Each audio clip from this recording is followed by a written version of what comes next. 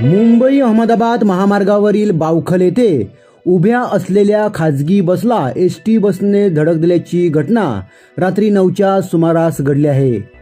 याबाबत मिळालेल्या माहितीनुसार पिकनिक करून मुंबई अहमदाबाद महामार्गावरून निघालेली खाजगी बस बावखल येथे लघुशंकेसाठी थांबली होती।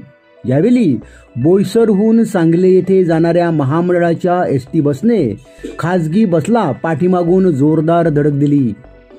या धडकेत दोन्ही बसमधील प्रवाशांना धक्का लागला। अनेक प्रवाशांना मुक्का मार लागला।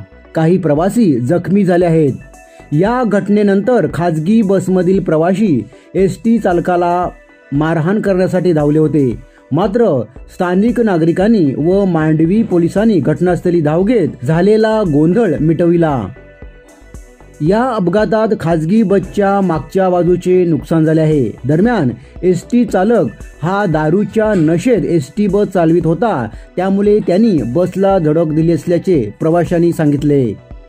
या अपघाताची नोंद मांडवी पोलीस ठाण्यात करण्यात आली असून पोलीस अधिक तपास करीत आहेत।